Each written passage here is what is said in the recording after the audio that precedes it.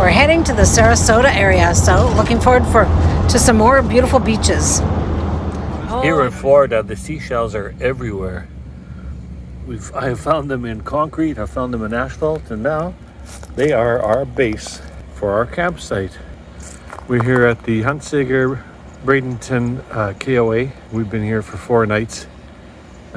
Just a good time just to sit back and relax. And hi, I'm Wade. And I'm Lorraine. And we are on the off-ramp. And in today's video, we explore the Sarasota region while staying at a KOA campground in Bradenton. Stick with us to find out how we discovered red tide and how that affected our bodies. In 50 meters, use the left 2 lanes to turn left onto Lorraine Road.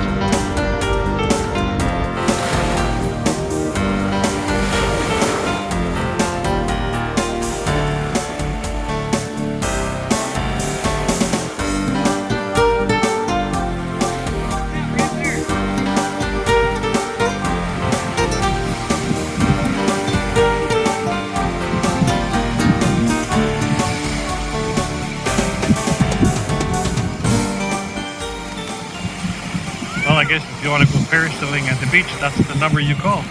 We tried getting into Siesta Key Beach today, but my goodness, it was busy and full. So we're going to try early on Thursday morning.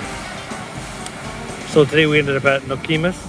Wade and I have spent the day at the beach, or at least part of the day. We had a bit of trouble getting the beach we wanted, so we just kept driving to find another beach. Parking was crazy at the Sarasota beach, but we found a park now around supper time. Instead of going back to our campground, we have everything with us. So Wade hauled out the barbecue, some chicken thighs, gonna have a salad with that. There's our van parked over there. That's the joy of van life. We're gonna hang around here in Venice, at the Venice fishing pier, and maybe get some sunset photos and hang out here for the evening.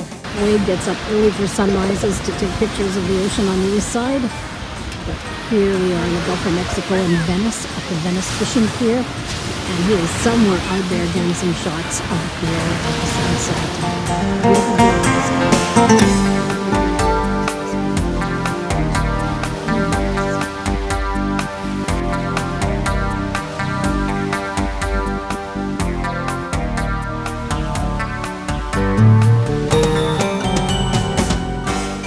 We're going to take a ride around this KOA campground and just show some of the options. You can come in your own big rig. Oh, this is one of those glamping tents setups? Yeah, they got neat little tents. They have nice trailers you can stay in. Looks like a train style cabin or whatever. It's almost like a park model, I guess. Yeah, true. And here, we're just going to go to the left a little bit here. To the left? Yeah. Just to come take a look at the wagons. So this is really at the end of our road, right? Yes. End of our section. Yeah, this is the end of our bay.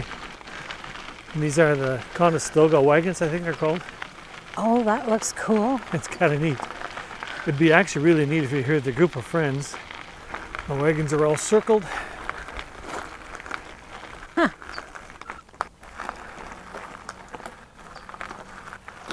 Which is kind of cool. And of course you can all come with your own big rigs as well too. So here you can rent a granary and stay inside the granary. Yeah. There's a park model, playground structure, and if you really want retro, there's this cute little trailer.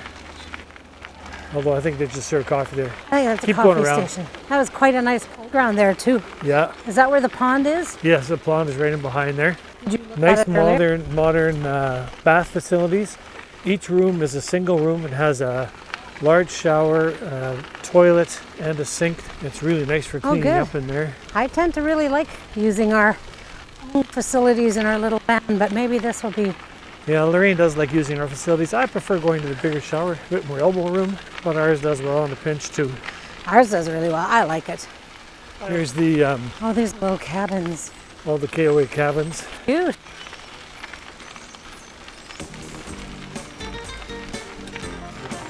Here's another granary. Now, there's no windows in there though, so. Maybe that one's open. You want to take a picture? Oh, okay. Let's do it. Inside of a wagon looks like.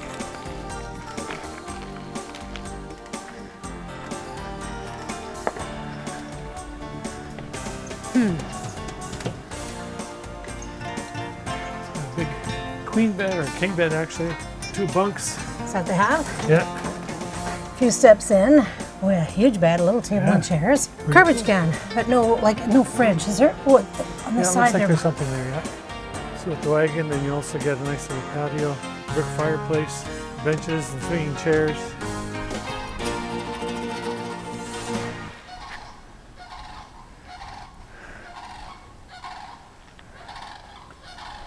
There's also a petting zoo here. I'm not sure what kind of bird is calling there, but something's calling. It's not the cows.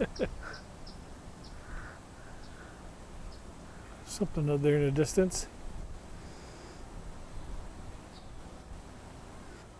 Might be for maybe Looks like a little large- game room or something. There's a ping pong table there. Oh, you know what? I think is the game. Then we're gonna go to the saloon. Check it out. The saloon. There's a full sewer dump here, right in front of the saloon, of all things. Does it look like a building that is being used? Based on the number of picnic tables in that area, I would say they must get a lot of people here at certain times. On the weekends, the train runs through here. The kids love it. This place is wonderfully set up for kids. I mean, there's with the petting zoo, there's a store. They have all kinds of camp supplies in the store as well too. So if you're short in your RV and you need something, they've got that here as well too. They've got bicycles you can rent, and they have a little store where they sell jams that are made by the Husader Farms. So we'll slowly make our way back to our campsite. I think we bought some fresh homemade salsa yesterday, or pico de gallo, at the, I think it's called the Water Street Market in downtown Tampa. I just tasted a sample and it was fantastic. So we're gonna look forward to having some fresh chips and salsa and some ceviche. They made ceviche out of shrimp. And if you're not familiar with ceviche, it's a fish that is cooked in lime. The acid of the lime and some other spices is what actually cooks the fish. We've done it that way with walleye. It tastes very good. We're having nachos for supper. We'll make them on the barbecue. Over here we have ceviche, some guacamole, and some pico de gallo, and that's going to be in addition to our nachos. That's our supper tonight. Wade is sampling the Pico de gallo. pico de gallo that we picked up at the street market. Yeah, I think the Water Street Market Water Street Market. in Tampa. And this guy was selling the pico de gallo. The guacamole was a real hit. Everybody was going for that. And then we also bought this container of ceviche. So we'll see how we like that. Basically shrimp cooked in lime juice and spices. And lots of cilantro by the looks of it. And the pico de gallo was good, but there is some kick to it. There's jalapenos in there. I guess I'll have to avoid those. And this is our nacho platter that we did on the barbecue. So onions, cheese, peppers, no meat in it, just nice melted cheese, hot chips, and nothing burnt. How long did you have it on the barbecue? 10 minutes maybe? Maybe 15. We're ready to have supper. Every morning Wade gets a text telling him that coffee's available at this cute little, I don't know what it is. It's a retro camper and they make fancy coffees and they sell mini donuts. And he gets a text every morning from them saying, come by. And it's part of our campground. It's part of this KOA. So here we are. Today we are jumping on the coffee bandwagon and picking up some coffee. Well, not we. Okay, not we. Wade doesn't drink coffee.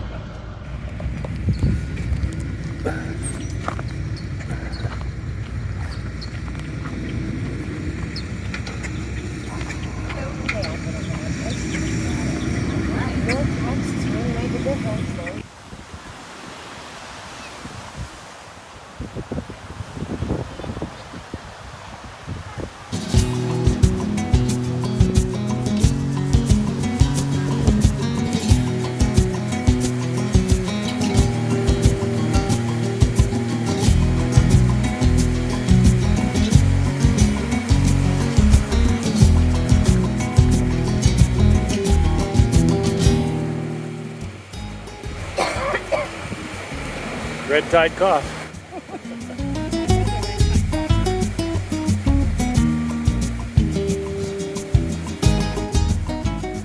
I was coughing, Lorraine was coughing, and we realized everyone around us was coughing. And so I Googled, why is everybody coughing at the beach? And up came Red tide. And that was the answer to the question. And red tide is algae that forms for a variety of reasons in the water, and its spores give off due to the waves and wind, and that affects the respiratory systems of people. Not only that, we were noticing cute little fish that were dead, that were not swimming, and they were being brought ashore. People were advised to stay away from the beach, so Wade and I chose to not have another beach day until we were in an area clear of red tide. But today is the day that we want to move on, and we're heading out towards Fort Myers. We found a Harvest House boondocker site there, so we're gonna head out there for 3 days and kind of explore Fort Myers and Naples, that whole region down there.